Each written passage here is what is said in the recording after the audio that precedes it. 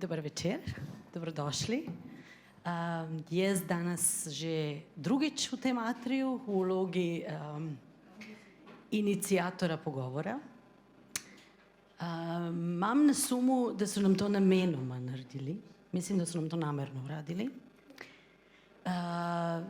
Ko što znate, kot veste, Velibor Čolić je francoski avtor in kot veste, jaz sem slovenska avtorica. Zato bova midva zdaj prešla na tak jezik, s katerim se lahko razumeva v popolnosti. Dobro večer, dobrodošel. Dobro večer. Ja verujem, da si toliko već tu, da bi razumel i na slovenačkom, ali možda će nam ići brže. Da, možda. Više reči u minuti izgovorimo. Ili... Dobro. Imam prvo pitanje za tebe. Slušam. Pošto si ti francuski autor, pre nego što si bio francuski autor i pisao na francuskom, kako se zvao jezik kojim si govorio pre toga?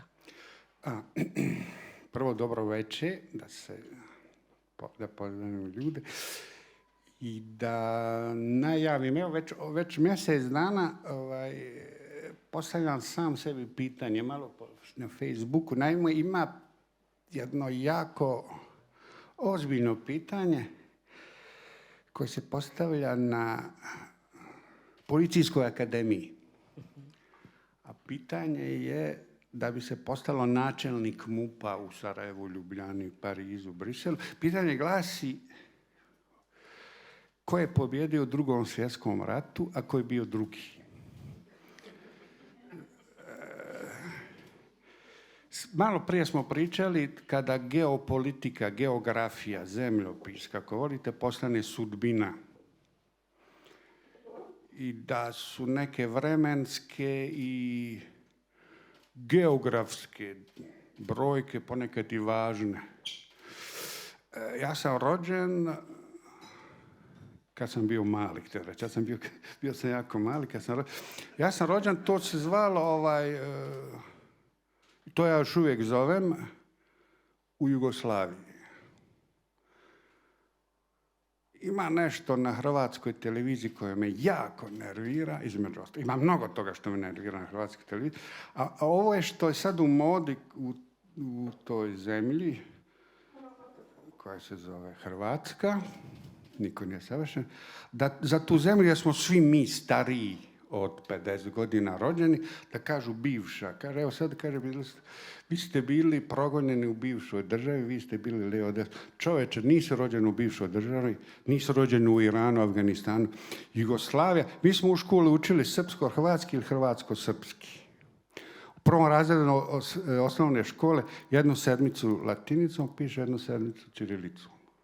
I je isto. I nije pomogla, ali ne veze. Danas, recimo nakon 30 godina u Francuskoj, kad čitam, može ćirilica, nažalost kad pišem, malo zapnem oko š i t. Na svu sreću, svi smo imali značke na ćirilici Tito, pa se sjetim. Jugoslavija, srpsko-hrvatski ili hrvatsko-srpski jezik. Meni je dugo vremena bilo sramota da kažem naglas da govorim srpski. Čute, osjećala sam se kao neki ultranacionalista kad moram da se... Kao da sam izdala, kao da nešto postojalo u što sam verovala, a onda sam odjednom sad postala neko drugi. A onda sam posle postala nešto treći, jer sam počela da radim i pišem u sljedećem jeziku. Ima sjećanja kod svih nas starijih, kod poštenih koji priznaju da smo bili dio nečega što je veće, što je značajnije od Slovenije, Srbije, Hrvatske i ostalih 7 patuljaka. Ne znam koliko 7 patuljaka, tu je to 7 patuljaka, a Kosovo je najmanje što je stalno bolestan. Ima to sjećanje, barem ja kažem, 59 godina, ubrzo će 60, da smo bili dio nečega što je veće. Da smo bili dio nečega što je kakvo tako bilo, da smo bili dio nečega gdje je bila željeznica, sad je nema. Jučer ja bio u Ljubljani i prolom oblaka, rekao da probam vlakom. Kolodvor je puno, rekao, jebote, u stvari svi se sklonili od kiše. Prva zraka sunca, kolodvor prazan. Dobro, nema veze. Zemlja gdje nema željeznice imaju autobusi, nema ni autobusa. Naletio je neki kombi sa šefom, prolom oblaka, moramo jučer u Ljubljani ne da je bio prolom oblaka, nego u mene se kišobran ovako deformirao, ne može od težine. I vidim ja Novo Mesto, kombi, ja i još jedan klijent, on ima onaj veliki skate. I mi stali, čekamo pod kišom, majstor ne otvara, vozač stoji gleda, konačno otvara kišobran i sad njih dvojica pod prolom oblaka mjere da li će skate unutra ili u ono vrak, jer se treba platiti. Pustio nas je, 7-8 nas je bilo, ali smo se isparavali kao da nas je 15. Tako sam ja došao u Dolensko. Jugoslavija je bila ono što je bila. Nije samo košarka, nije samo more, nije samo Lepa Brena i Ceca, lijeva desna. Voljeli mi ili ne? Ceca nije bila Jugoslavija. To smo posle smislili. Nije ni Španjolka, ali dobro. Hoću da kažem, nikakav je advokat, nisam ja tu zemlju ni sastavljao, ni rastavljao. Nemate pravo, ni jedan od tih generala novih i predsjednika, nemate pravo da me otmete djetinjstvo. Ja sam još 2010. napisao knjigu na francuskom koja se zove Isus i Tito. Pitam ja tadašnju nakladnicu u Zagrebu, kaže ona, knjiga je jako fina, ali nije moment. Pa rekao, ako vam smeta Isus, stavit ćemo Che Guevaru, lijevo desno. Nije, kaže, nije u modi, barem u Hrvatskoj. Nešto im smeta. To je dokaz da su još manji nego što misle. To je dokaz da su još gluplji nego što misle. Ne možeš ništa promijeniti. Prošlost je prošlost. Probamo budućnosti, a onaj koji se stidi prošlosti, budućnost smo malo zaudara. Zašto te to pitam? Zato što počnem ja da čitam ove 2 knjige, trilogije, koje se bave izgnanstvom, piše, ali tom migracijom iz raznih razloga. I naravno počnem da se identifikujem iz mnogo razloga.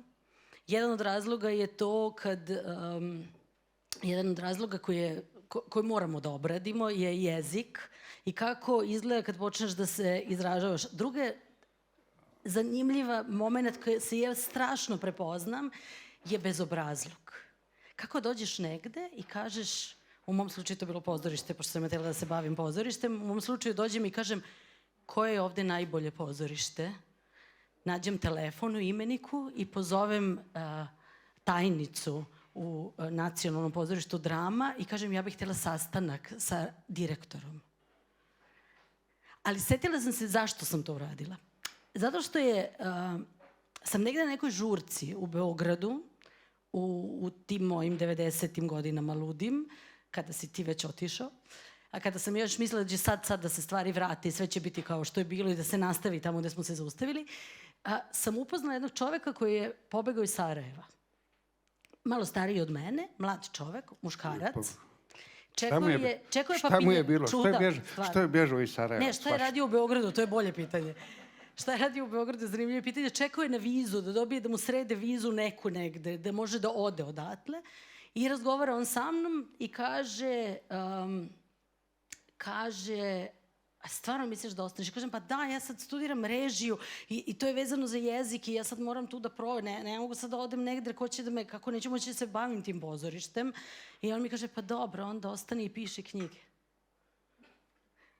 To mu se ovako činilo jedino što ima smisla od te, kad već patiš. Da izvine ljudi, jebi ga onda.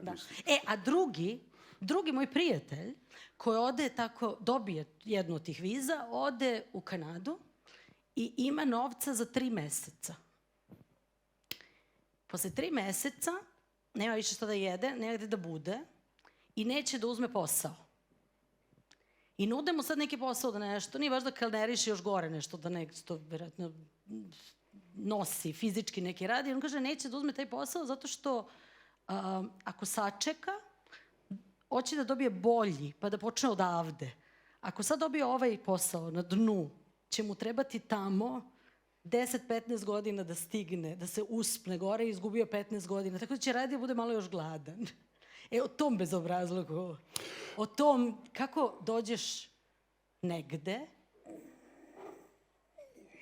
i kreneš iz početka i kažeš ja hoću nagradu. Ja sam pisac. Ima nešto što bi ja mogao nazvat snaga ili hrabrost čovjeka koji nema više šta da izgubi.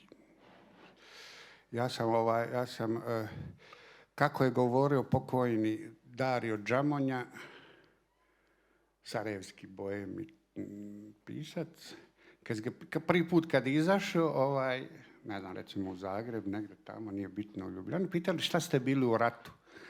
Kažem, bio sam meta. Ja sam dovoljno u 5 mjeseci i par dana i par dugih noći, ja sam sa ovolikom glavom, ja to ponavljam, njima bio na raspolaganju dovoljno da me pogode. Oni su toliki kreteni da sa svim onim snajperima su stalno promašivali u moju glavu. Dosta odlazio. Odlazak je spektakularan. Odlazak je, tad nije bilo, ali naš odlazak iz Bosne je Netflix.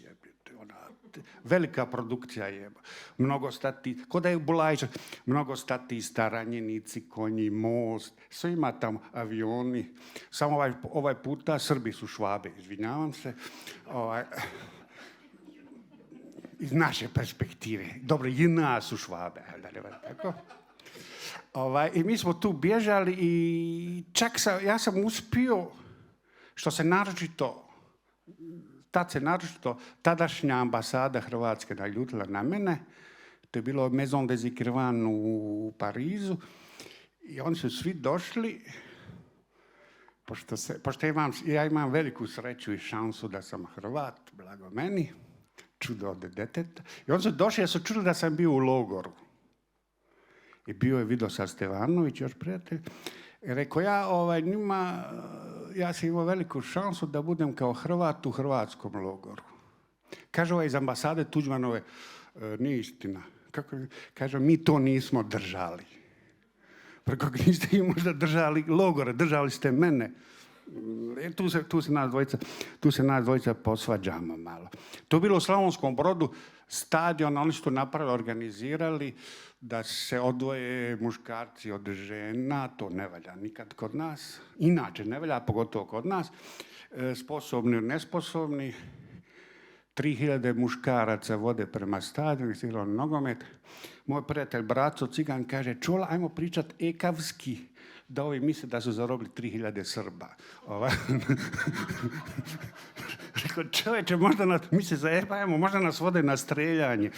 Mislim, najveći rizik koji imaš ako napadeš Bosnu, da završiš u vicevima. Završiš u vicu. Uglavnom, to u Parizu, to je traje rad, 93. Ja kažem da su me Hrvati zarobili, levo, desno, kaže čovjek nismo, i tu se mi posvađamo. Ja tu vidim zadnja vrata u mojoj zemlji, mojim zemljama, koje se zatvore. Više ništa. Nikakvih šansi za bilo šta. Ni kod poraženih, ni kod pobjeđenih. Ostaje Pariz i ja, skromno. Jedan jako talentiran i ne loš pisac koji je probao u Parizu pa se vratio. Kaže, kako ste vi to Bosanci talentirani, ja nisam uspio. Pa rekao je, da ne opisujem, rekao, vratio bi se ja da sam iz Dubrovnika. Razlika u uspjehu književnog Bosanaca i ostalih, što se mi nemamo gdje vratiti. Oni su slabo s našim slavenskim jezicima. Odmah otvaram front, ja i francuski jezik i ja, i to je, ja mislim da je lakše kineski za nas naučiti nego francuski. Čekaj, samo preskočio si jedan mali moment i sad ti odlaziš. Bježim, ne odlazim. Bežiš. Kako pod milim nebom izabereš Francusku? Čekaj, odlazi se u Amsterdam, odlazi se u Nemačku. Pa to se rođaci... Odlazi se tamo gde su tvoji da ti pomognu pa da radiš, pa da se zarade pare, pa da se... Amerika, čak i Amerika, Kanada, Ma isto, sve to, ali kako Francusku, ko ode u Francusku? Pita mene rođak koji već ima biznis, kaže, gdje ćeš ti preko Francusku? Kažem, jesi ti normalan? Tamo nema biznisa, pa rekao, zato i idem što nema biznisa. Ne volim, mislim, Godinama kasnije, paranteza, ja radim sa izbjeglicama u Strasburu, grad me zaposlima, sad svakak ima Roma. Goran sa Karaburma, Goran ima 150 kila. Sumo, rekao, sjedi Goran, ne viče, pa ne mogu, brate, malo mi ovo nešto.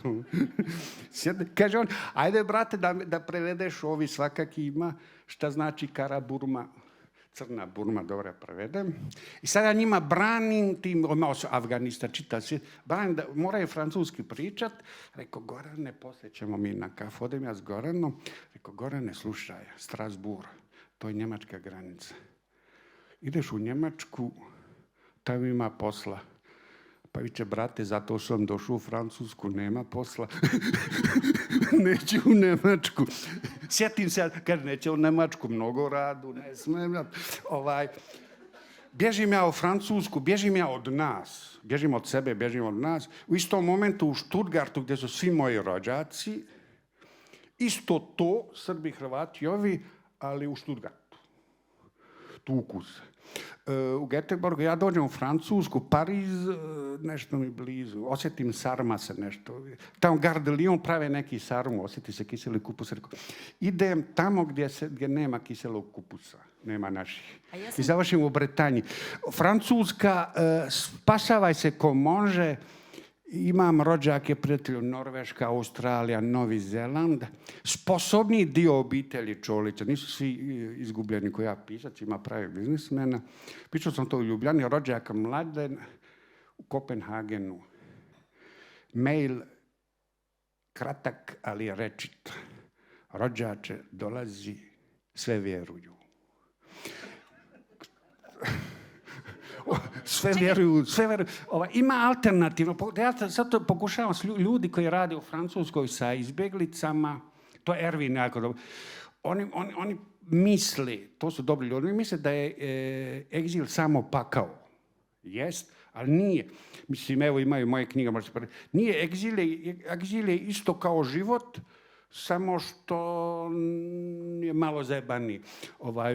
I nikoga ne primeti. Isto se osim oni koji to žive. Bitke su tu negdje. Što je rekao moj prijatelj Zoka Srbin, Burazaru, sreća je što smo bjelci. Još sam fal da smo crnci. Mi smo onaj nevidljivi, mi smo nevidljivi val izbjeglica u Europi 90 godina. Jugoslovenski, bosanski, nazovite kako hoćete, najviše je Bosanaca. Ja osjetim tu prednost u Parizu kad mi izlazimo iz metroa i policija legitimira crnce, a ne mene. Ja prođem. Crnac možda i rođen tamo. Ja osjetim tu prednost da čini mi se više me slušaju, više se osjećaju neko ovako kao ja. Pravedno, nepravedno, tako je. Moj problem je bio francuski jezik. Sve se desilo u jeziku. Ali čekaj, ti si došao obrazovan, sa ambicijom si pisat, sigurno si učio francuski. Ma vraga, kakav francuski. Kod nas u školi bio njemački zbog biznisa, a ja učio engleski da znam šta pjeva Lou Reed i Nick Cave, ba kakav francuski. Ja kažem uvijek 3 riječi, Jean-Paul i Sartre, ja sam došao tamo. I u tom foajeu, to je epsko, u tom foajeu za ove azilante u Renu, to je na zapadu Francuske, oče nas sa koca i konopca, to je strašno, ozlaoca je od gore majke, kako je sakupljeno Etiopija, Bosna. Bože, da odrasle ljude da uče francuski. Ja veliku ambiciju imam i mi prvi dan ispunjavamo papire da smo nepismeni.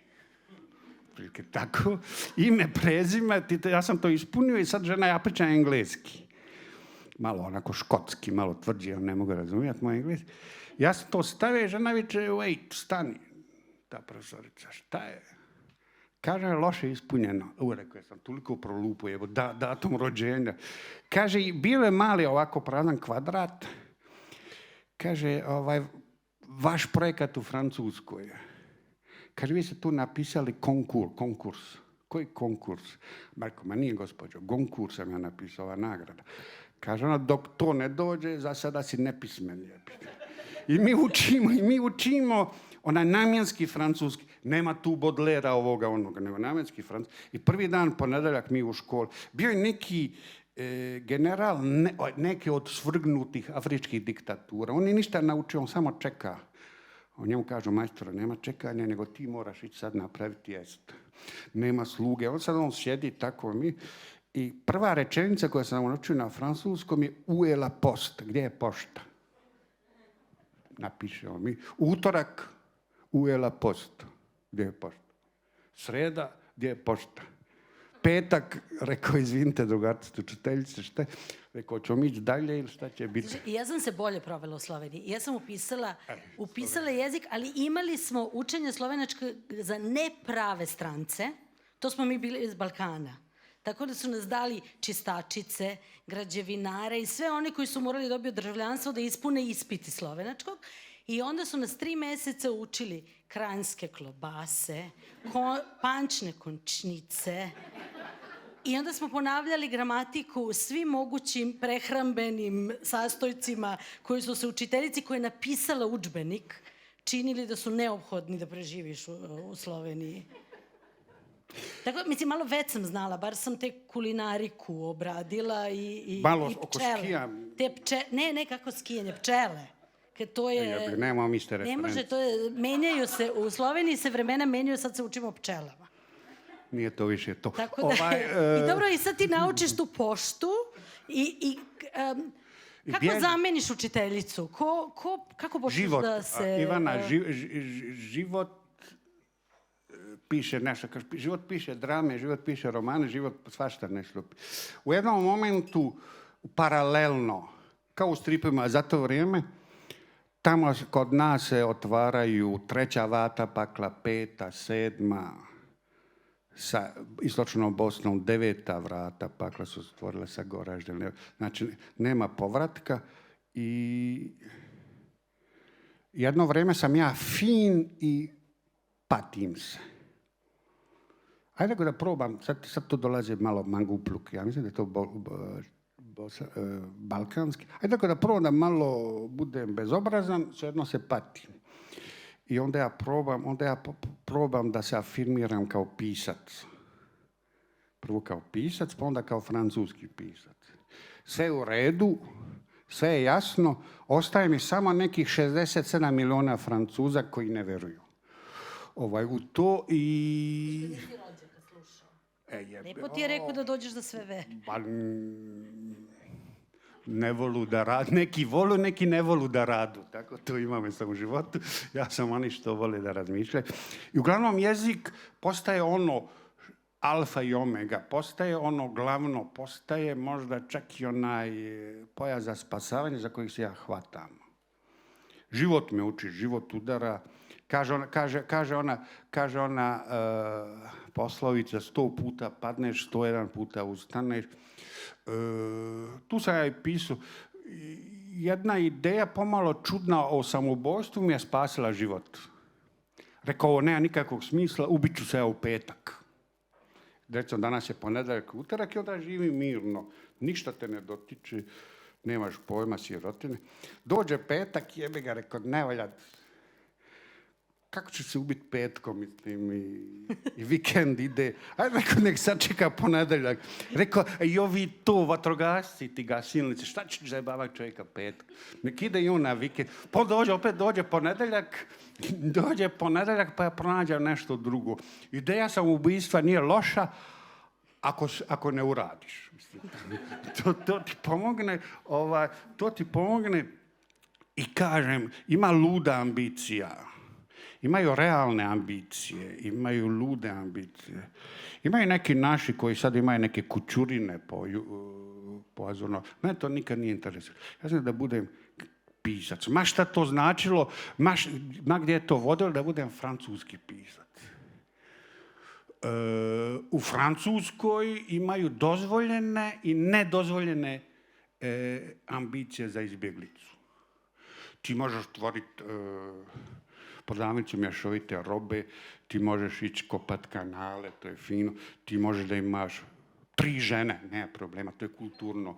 Ti možeš svašta nešto, ali ti kažeš ja sam intelektualac, ja sam pamet, pa ne možeš sad te budeš pametan. Pomoglo mi je novinarstvo, pomogli su mi ljudi, ima globalno jedna zemlja koja ništa ne znači, država ništa ne znači kao kategorija za izbjeglicu. Za izbjeglicu imaju samo 2 kategorije, dobar i loš čovjek. Meni su se pojavljivali ljudi koji su mi pomogli. Francuzi. Da dadnu hranu, da me obuku.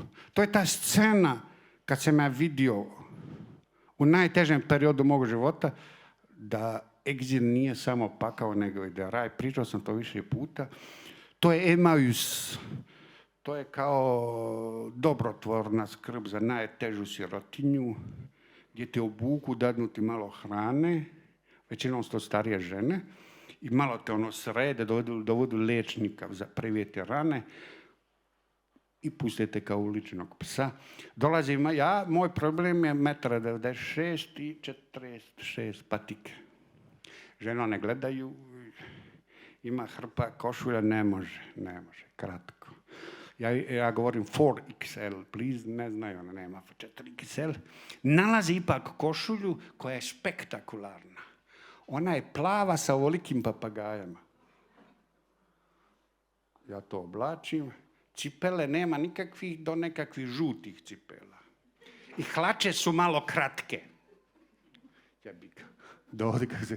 Ja sam tako obučen, ja sam tužan. Ja bi sad plakao kao 117 godina samoće. Ja pogledam sebe, u najtežem momentu mog života imam plavu košulju s papagajem, kratke hlače i žute ovolike cipele. Klauno. I tad ja shvatim u toj najvećoj nadaći kako su blizu tragično i komično. I kako ipak u tom najtamnijem mraku ima ta svjetlost koja me drži živim, jer sam smiješan, jer sam bez veze, jer sam ovakav, jer sam gladan. I velike pobjede, nema malih pobjeda, ni u životu, a pogotovo kod migranata. Velike pobjede su počele onda kad se ja mogu nešto da kažem. Gladan sam, boli me koljeno, žedan sam, nešto si otvorio, hladno. jedno od mnogih stvari u kojima se ja identifikujem i kad sam počela da čitam, otkrila sam nekog sebi jako bliskog. Nešto da sve, strašno mi je poznato to sve. Ti pričaš priče o sebi, ali tvoja observacija na sebe kao da si klaun, kao da malo sebe gledaš od... Znači, nema... postaneš... Nije pisano... Priča o situaciji, o nekoj životnoj situaciji nije ispovest... Da. Distanca, I humor. 30 godina. A humor, ja se branim, ja sam bio duhoviti prije rata. To je divan odbrambeni mehanizam, ja ga jako dobro poznajem. Ako sam duhovit, nije rat od mene napravio. Moraš negdje nešto naći. Ja ovo pišem ipak, ovo su knjige sa happy endom, ova trilogija. Ja ovo ipak pišem sa 25 godina. Ne može se takva literatura pisati bez distance. Emocija, moraš izaći iz emocija. Znači, ova prva Manuel d'Exil ima 20 godina, ja pišem iz komfortne situacije koju živim danas. Nema brige šta ću jest sutra, nema brige šta ću jest, gdje ću putovati, lijevo, desno. Ima tu happy end. Oprosti, kada pišeš, pišeš u Francuskoj. Da. Kako zamišljaš svoju publiku? Pišeš na francuskom, zamišljaš sa kim komuniciraš? Ne smije. Čim to pomisliš, batali posao, ne smiješ nikad misliti ni ko će kupiti, ni kome se obraća, ne, to je velika greška. Da li pomisliš da pričaš nekom ko ne zna šta je to migrantstvo. Ja se ne obraćam ljudima koji su došli, ja se obraćam domaćim ljudima. Ok. Moja publika je Francuz, a ne ona. I bile su to reklamacije, neki Alžirac piše me na Messenger, ja bih zamolio, ne znam kako to ide, da se meni vrate pare. Ništa ja tu nisam naučio od ovih 35 lekcija. O, super. Ili ovaj kaže, ja imam prijatelje iz Libije, da li, ako kupim više primjera, Messenger je genijalno, ako kupim više primjeraka, hoće biti jeftinije, pa rekao, ne prodajem ja. Kaže, pošto ja imam prijatelji iz Libije, ja bi to njima podijelio. Nemoj, rekao, bogati. Završi ljudi obraćam se domaćim. Ja sam onaj koji je došao, obraća se domaćim.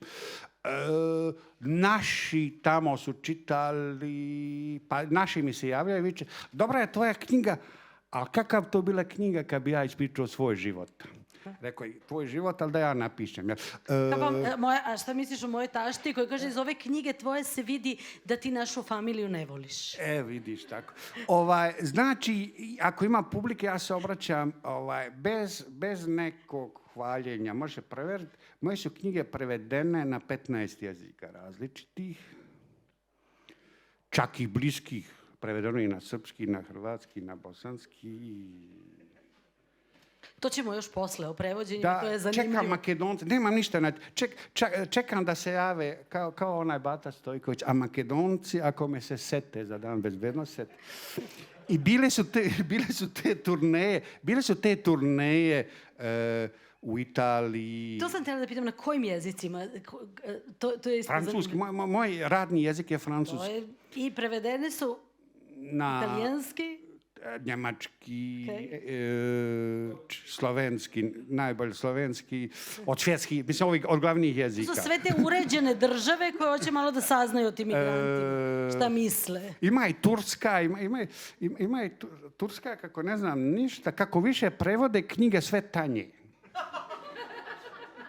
I sada gleda, jedino što mogu provjeriti u Turskoj, jer ima stvarno 35 lekcija, ili su rekli 25 dovoljno, ajde sad. Znamo šta je. I scena je tako, u Francuskoj je najteže i malo u Italiji. U Francuskoj pisac, koji kod nas pisac mora pričat nešto, da opravda. Pisac je kao autostop. Pozovu te, onda ti moraš da dokaže da se nisu zajebali što te pozvali, nego da si ti simpat. U Njemačkoj čitaju i u Španjolskoj čitaju, što je odlično. Bude glumac, glumica i ja se kao slažem s tim što sam napisao i oni čitaju. I onda ja testiram, pošto ima recimo smiješnih situacija, komičnih, u ovoj knjizi, gdje se koji narod kad smije. I priča počinje u Bilbao, Baski. 200 ljudi, svi su ovako, ja kažem svi sa brkovima, i muškarci i žene. Nešto zajebano, oni su ko da sam došao da je zineš na Kosovo. Oni traže nešto. I kaže malom, novina. Glumac ima rekao, možete pročitati to. U jednom od bivših života ja živim u Budimpešti i imaju problemi sa kilažom. Otkrio sam Srednju Europu. Srednja Europa ulazi kroz punjene paprike, filovane paprike, pečene paprike, mljevene paprike, sušene. Dok pojedeš sve paprike, 120 kila. I u tom momentu ja govorim, ja izlazim iz kuće u Budimpešti i vidim nekog čovjeka. Rekao, koji je ovaj debeli? A ja. Vidim košulja i sad on čita taj dio koji je kao duhovit, gdje ja odlučujem na dijetu i sad tu završava tako što sam ja u 2 sedmice izgubio 14 dana. Oni ništa. Rekao, pročitao on još jedno 2 sedmice, izgubio 14 dana, ništa. Neka žena kao, i šta dalje, J. Kraj tu, lijeva, desna. Greška. Ja pokušavam da objasnim, rekao, obrnut ću. To još više kopaš, rekao, znači u 14 dana izgubio 2, možda to ne ide tako kod njih u Španjolskoj, rekao, u 2 sedmice izgubio 14 dana, u 14 dana izgubio 2 sedmice. Gledaju oni. Propalo je. Rekao, kupi. Par mjeseci kasnije, Dresden ili Leipzig, Njemačka, puno raje. Ima neki DJ poslije, pa došli ljudi da piju i sad moraju slušati pisca. U nastavku tog poglavlja ja govorim o košuljama. Rekao, imam 2XL, 3XL. Rekao, ako nastaje ovako, završit ću ko zadnji Citroen, 4XL. 150 Njemaca mrtvo od smijeha, mislim, to njima dobro nešto, 4XL, lijevo, desno. Ljudi, onda sam gledao recimo naslovnice. Bompiani u Milanu je objavio i nekakav super pejzaž. Samo posle u daljini vidimo tipa koji nose gumeni čamac koji je došao tamo. Za Italijana je emigrant neko ko dolazi vodom. Za Njemce onaj koji nešto radi. I tako ta moja čitanja i ta moja tezgarenje, što bi rekli muzički po Evropi, daje ti ideje ipak o specifičnosti tih ljudi, kako se gleda na tog stranca. U Italiji je to relativno novo, u Francuskoj zbog kolonizacije 4-5 generacija. Morao je neko ispričati tu priču. Ja sam sad malo blokirao, što kaže, ja sam sad malo blokirao to Manuel, ne mogu više, to i ovo Egzil. Sajam knjige negdje tamo u Francuskoj i neki ponovo Alžirac gleda me nešto neprijatno. Rekao, se poznajemo? Kaže, ne poznajemo se, ali Pa šta je? Pa kaže, ja sam napisao knjigu Le Pain il Exil, Kruh i Egzil, i sve me pita, a to je ko Manuel, tamo. Morao je neko, ponovo se, ispričavam se, duga ona odbrana, pričam našu priču domaćim ljudima. Moja je publika kad ode u Njemačkoj, Njemci, Francuzi, Italijani, Danci, Slovenci. Retko, kad ti ljudi se ne bave, nisam potparol nikoga i ničega, ima i toga, mi nude me da ja bude, nemoj da ja nekog branim. Rekao, ako ga tuku, mogu nešto da u nekom razbjegu. Pazim na to. Evropa je rastrzana između emocija i realnosti, između novca, kao i uvijek, i nečega. Imaju državne politike, ponavlja, i imaju ljudi. Moja Francuska su super ljudi, te žene, ti ljudi koji mi pomažu, neki ljudi su drugčije prošli. Nedavno jedan kolega ima godinu dana jedan kolega, novinar, pita, imate li neki savjet za nove koji dolaze? Prije Ukrajine, u stvari. Taman sam to htjela da pitam. Kako onda u nekom trenutku ti postaneš domaći migrant i krećeš da radiš sa sljedećim migrantima? Ja sam fin, simpatičan, odgojen, čist. Velik. Kaže meni novinar, imate li savjet prije Ukrajine za ove što dolaze? Preko imam, ali ne znam kako da kažem, da me ne poznaje. Pa šta je? Preko postanite bjelci i kršćani, lakše je nego crnaci i muslimani. A postaješ prihvaćen, sad to izgleda kao anegdota, to je dug posao. U jednom momentu shvatiš da provodiš svoje vrijeme da se objašnjavaš. Ne, nisam ja, lijevo, desno. I ekstremna desnica, gospođa Marine Le Pen kaže zauzimaš mjesto. Jebi ga, zauzima mjesto.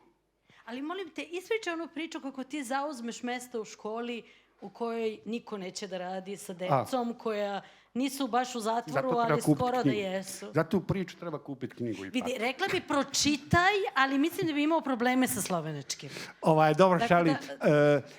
Imaju poslovi koje ja radim, koje neće niko u Francusku ili ne može. Recimo, ja sam radio, ima u knjizi, u jednoj gimnaziji u Marseju. Tamo ne može žena, jer ne slušaju ženu. A tamo ne smije Francuz, jer su zajebani. Idem ja. To je gimnazija i oni naprave razred, njih je 12. Tu su sastavili, nije to ni razred, lijevo, desno. Ja znam da tu traje koncentracija maksimalno 2 minute. I odmah počinje, svaka riječ može ispad gužva, lijevo, desno.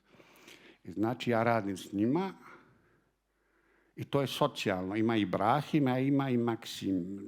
Oni to sve bacaju na migraciju, jest vraga. Ima i socijalno, sirotina je. I pravimo alternativni vodič kroz Marseille. Oni pišu kako pišu. Ibrahim koji je šef, 1,80 m, crnac, on drži ko kolac, ovako lovu. 18 godina bit će zajebano. Čitavo njegovo školovanje, hajde, nema veze. Malo piše, malo lijevo, desno. Mi pišemo Marseille, oni su odlični priča. To je malo kao Split grad. I nogomet i sve. Niko tu ne ulazi, niko ne izlazi. 15, 16, 17 godina sudbine su zacementirane. Bićeš to možda. Najbolje što možeš je diler, pa da završiš u zatvoru kao diler. Recimo tako.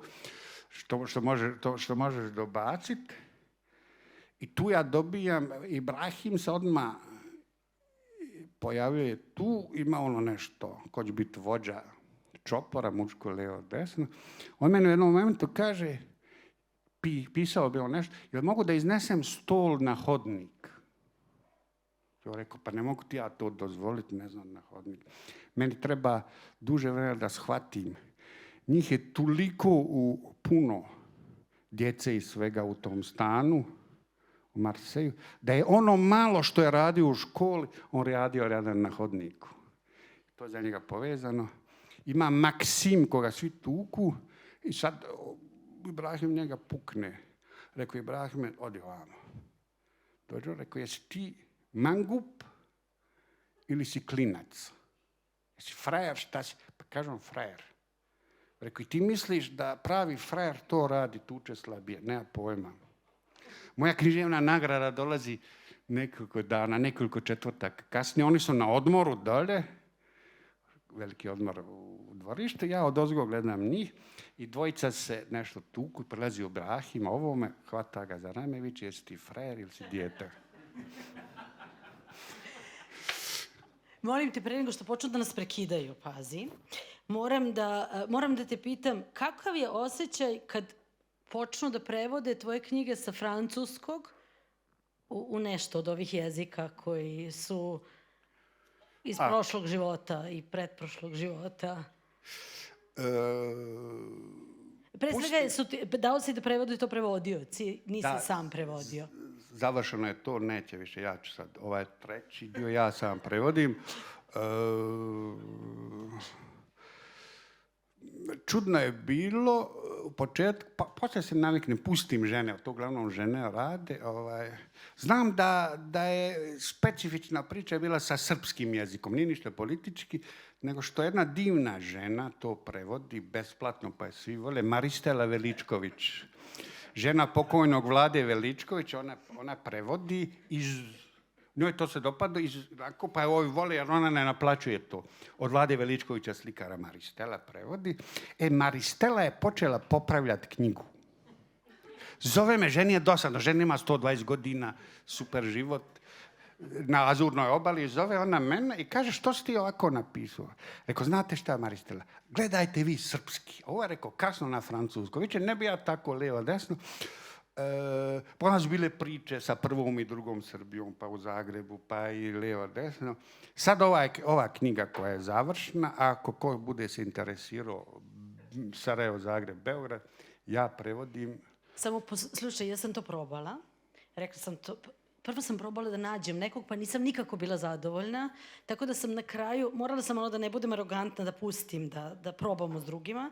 Na kraju sam morala sama da prevedem. I onda sam se, beskrajno dosađivala kad sam to prevodila.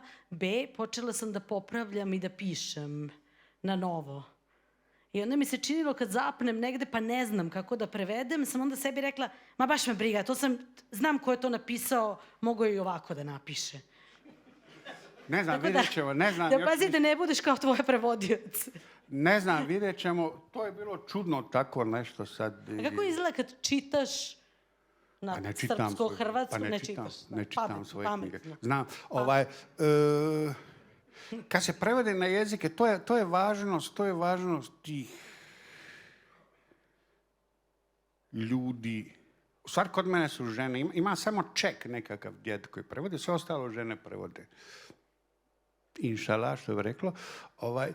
Bez tih ljudi to ništa ne postoji.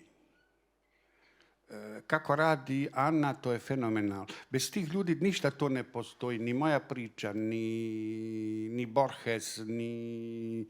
Kad bi svaki put učio jezik zbog pisa, ne bi nikad završio. Ni Borges, ni Hemingway, ni ne znam koji Japanac, ne postoji bez tih ljudi koji su à l'ombre, što bi rekli Francuzi, u sjenci, koji nam nude tu književnost. Zbog toga, recimo, kad redovno bude panika u Francuskoj da niko više ne priča francuski jezik, a literatura postoji. Literatura može postojati bez jezika. Mi smo čitali, ne znam, Baudelairea, Camusa, niko nije imao pojma francuski. Mi smo čitali, ne znam, Šveđane, Leo Desno. I to što se dešava u sjenci i što ja naročito pazim od Facebooka pa do najave književne večeri, kad idem vani, da uvijek ima preveo sa francuskog na bilo koji drugi jezik. Bez njih mi smo ništa, mogu bi ja nešto petljat na njemačkom, možda malo engleski, na ovim našim jezikama. Znači, ja bi se možda mogao snaći na 3-4 jezika. To je važno da priča postoji. Priča postoji u onom momentu kad ljudi se interesiraju. Ranije je bilo lako, ja sam star, ja sam davno počeo. Ranije je bilo lako. Ja sa 18 godina imam džeparac, 17 godina džeparac, knjige i ploče otprilike. Nekad kupi knjigu, nekad ploču, LP, tu je to. Danas da bi čovjek, zahvaljujem vas, danas kad čovjek krene na književno veče, on ugasi Netflix, svjetsko prvenstvo u košarci, svjetsko prvenstvo u atletici, 100 metara na plivanju, eventualno porniće, kuhinja TV, i ugasi ovo levo desno i dođe na književno veče. Drugčije. Bez tih ljudi, bez tog, meni kad kažu, jao, super karijera francuska, to je kruh sa 107 kora. Tamo, jer to dobro nije, tamo u književnosti nema države, ništa nije subvencionirano. Zaradio si, propadaš, je socijalna pomoć. Dobro, nije dobro, nije valjala Jugoslavija, ne valja, evo ti kapitalizam, majstore. Tamo melje, tamo su festivali, tamo ljudi plaćaju da dođe na festival. Tamo melje, tamo vidiš, dolaze i prolaze mode, Francuzi, oni su svi nešto ozbiljni, svi su talentirani, svi su genijalci. Zato naši kad mene pitaju, Čola, jel može kod Galimara, pa reko, genijalac, ne može. On gleda u mene. Sve zemlje svijeta imaju dovoljan broj genijalaca. Jel treba u Sloveniji još genijalaca? Ne treba. Imaju svi dovoljno broj genijalaca, Francuzi. Rekao, ali recimo ako je solidan, profesionalno napisan roman, možda će i pogledat. Kruh sa 107 kora. Nema. Od turneja kad izađe knjiga. To je, rekao, ja prestao i duhan i alkohol i ništa jebotovi. Uzimaju 6 kila nekih kokaina, nešto da uradi, a ništa ovako, ja stalno budan radim to. Nema države u umjetnosti. Ima u kazalištu. Nema države u književnosti. Padaš, gineš. Kako ćeš ti se njima reći? Moraš naći mjesto. Imaju kolege, književnici, koji kad vide mikrofon ukoči se. Preko mikrofon i ovo je pričanje dio toga. I tragično i komično. Ja uvijek ponavljam taj veliki festival i neki Francuz, što rekao od nas, i Bretis, oni nešto kao. Pa uzdisanje, pa svi ga gledaju ovo uzdisanje. Ja na kraju rekao, majstore, tebi najgore što se desilo u životu da te ostavi žena, a meni najbolje. Meni to najbolje. To je druga priča, to je manjak velike istorije o francuskom književnosti. Na susreći imaju i stranci. Jebote, samo se razvode i nešto, pa ja sam mislim... To ti je onaj moj migrant koji rekao onda piši knjige. Ba šta imaš 500 stranica o razvodu? Hajde, svako sebi izdvozda. Ja gledam malo diskretno, ne kupim, nisam gledao. Svi su arhitekti i razvode se, jebote. Ona je zubar, on arhitekta, pa ona zubar, pa se razvode. I onda on nešto tužan i ona nije tužan i vidiš to 500 stranica. Fali velika istorija, jebi ga. Ja sam jedno rekao, nema knjige, rekao, u mene u pola knjige, zaustaviš knjigu, istovaramo mrtve pa nastavljamo. Će se baviti tu sa ranjenim.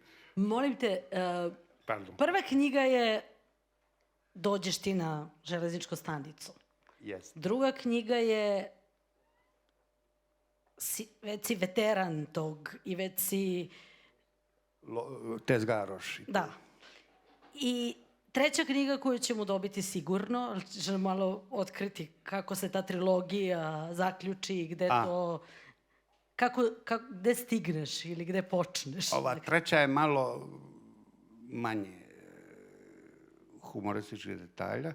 Izlazi sad 1. februara 24. kod Gallimara i zove se Guerre et pluie, rat i kiša. Zatvaram krug tu. Ima neka čudna stvar koja se dešava u Briselu, ja živim imam neku specijalnu bolest, ne bojte se, nije prelazna, koja se pojavljuje i nas je 2 u Briselu s tom bolešću. Znači, to je otprilike tako na milion. Znači, u Sloveniji 2 miliona i u Sloveniji, znači 4. Nemamo šanse da ima. 4. 2 po milion, znači 4 ljudi ima, koja se manifestira, ja to zovem skromno stigmati, pa me zajebaje žena, skromno stigmati, koja se manifestira jako ružnim ranama kod mene na licu i na glavi. Iz čista mira, to oni zovu anti-imuna, ne znam, bolest. I to se otkriva. Ima i 2 čitanja toga. Medicina kaže da je to autoimuna bolest, a ja to čitam da iz mene izlazi rat. To je toliko ružna bolest bila. Mene su slikali, nas je 2 tu u Briselu, mene su slikali. Kaže, žena, jel hoćete učestvovati u našim pretragama? Ja ovako, pa rekao, šta vi mislite? Oni su mene slikali. I današnja medicina liječi, kao što vidite, nema tragova nikakvih, a ta čak i ne zna razlog tome. U Briselu ta klinika Saint-Luc Sveti Luka i na sjeveru Francuske su napravili, to mi otkrili su da je nekakav proizvod koji se daje ljudima koji su rak terminal, pomaže nama, a da ne znaju šta je. I to su, ja sam imao 6 tih, evo Evropa, nije samo Evropa, bla, bla, bla, Brisel i ovo ono. Svaka od tih tretmana košta 6.000 eura. 6 puta 6, 36.000 eura. Ja sam plaćao 20 eura, pošto to ocijenjeno kao teška bolest, ja sam plaćao 20 eura za krevet. Ja bi u Tuzli u bolnici umro, a u Americi bi trebalo, kažem, pred najmanje 200.000. Evropa može. Znači, nije zabancija samo. I u tom momentu se pojavljuje meni rat na licu. I onda se ja vraćam u rov i dajem anatomsku građu rovova. Rekao, tamo je uvijek blato. Mi smo u julu, kopamo rov, blat, nije kiša pala 100 godina, blat, anatomsku građu rovova i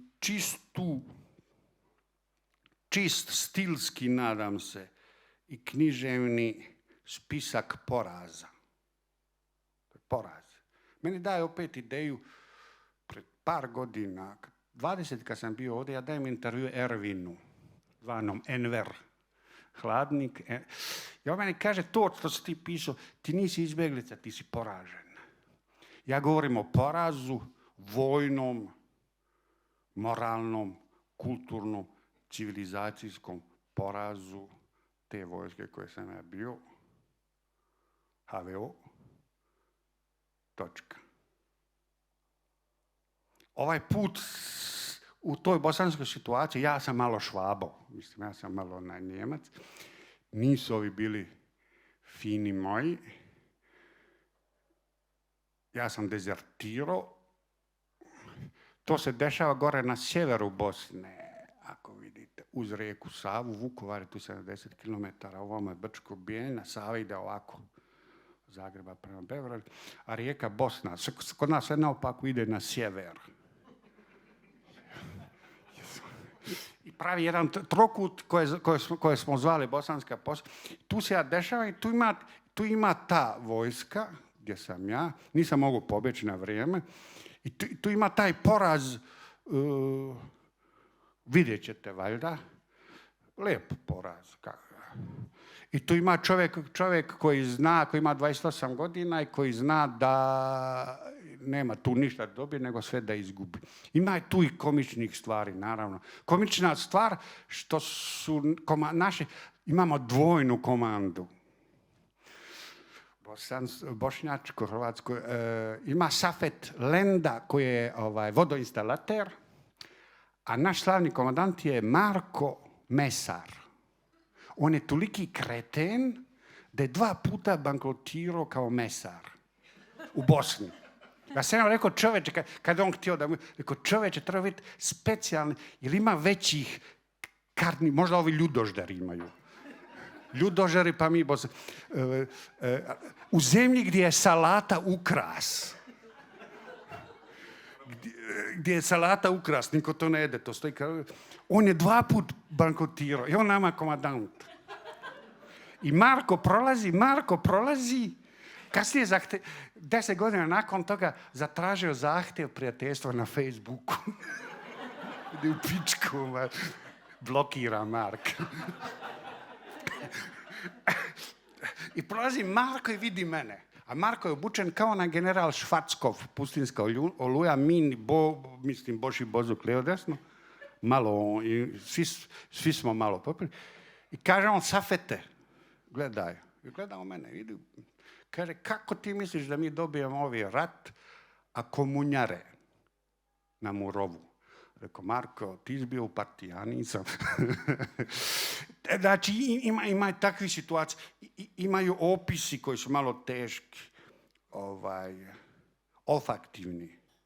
Osjetiš razlikovati u junu mjesecu raspadanje krave, čovjeka i ima o zaboravljenim životinjama. To je naravno teško bilo. Uđemo mi selo, pravoslavno, srpsko.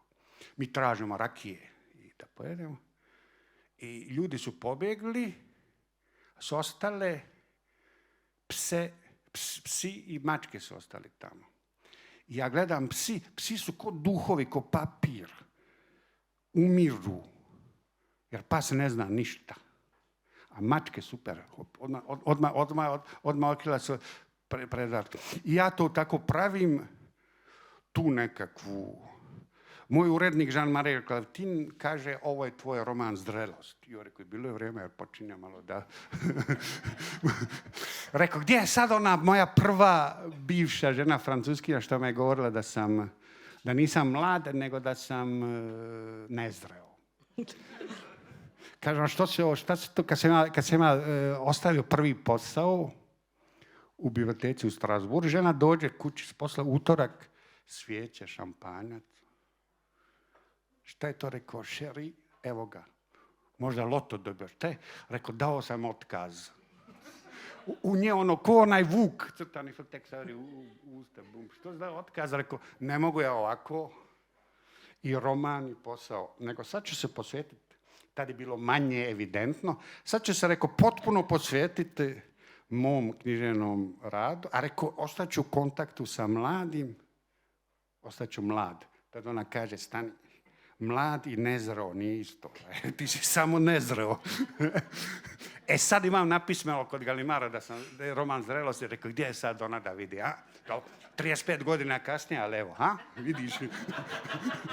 No, sve u sve. Skratka, ko boste prebrali ta dva romana, Da, počakate počasi na evo ih. zrelost, Evo na ta odgovorni. zreo roman. Ja, ćemo pogledamo u pravo smjera oboje. Da, prema... Za taj roman, dalje, dobro. Da, dobro. I onda se vidimo opet. Vidi, Nadam ako je januar izlazi, koliko nam treba vremena prevedemo, da prijavimo ministarstvima, da dobijemo novac, da nam odobre, da papir poskupi, da oblikujemo, da biće. Biće polako. Roman izlazi sad u februaru, biće teška turneja, to moraš ići. U istoj godini nećemo moći to sve. Uzmeš francusku prvu ligu, a svud sve to mora. Pariz, Lyon, Marseille, Strasbourg. Samo uzmeš, odeš, L'Equipe, francuska prva liga, svugdje moram ići. Onda prednost, možda francuskog jezika, što možeš ići malo i vani. Zoveš ih i u Kanadi, a domaći te... Pa i što je najbolje... A onda si i njihov. Ima i Švicarska. Aj. Ženeva. Svaki put kad odem u Ženevu, čim se vratim, ja zovem svoju banku. Rekao, je li je poslali nešto iz Švicarske? To mi podiže reći. Kako nisu? Rekao, to mora da je kod vas Švicarska. Znači ima Ženeva, ima Lozana i dok se to odradi, dok se to očekuje, na ovo mesto je upisano onih nekoliko gradova gdje ja igram na domaćem terenu. Ima Novo mesto, ima Marseille, recimo, ima Strasbourg, ima takvi nekakvi domaćih terena, znači ovdje sam tu. Švicarska, Kanada, ja sam toliko uspio. si... Da. Pazi, koliko ja napravim karijeri. Pečo Panker mi sad traži 2 eura. Do ove knjige je bilo euro. Majstore, imaš euro. Sad viče 2 eura, majstore. Zna da sam uspio. Pečo Panker u životu. To je najbolji dokaz da sam napredao u karijeri. Sreća da nismo imali na trgu. Hvala Goga i Ministarstvo za turizam i... Zna čovjek da sam uspio, hvala Bogu. Profesionalac Pečo, naravno. Velibore, hvala ti za sve tvoje priče. Moramo pustiti i drugi ljudi da pričaju danas priče, tako da ćemo da vam se zahvalimo za slušanje do sada. Nemojte nigde da odete. Ili im dajete pauzu par minuta ili nastavljate odmah? Aha, čisto malo pauzu imate. 20 minut imate pauze. 20 minuta pauze, a pivo je hladno. Pa Hvala.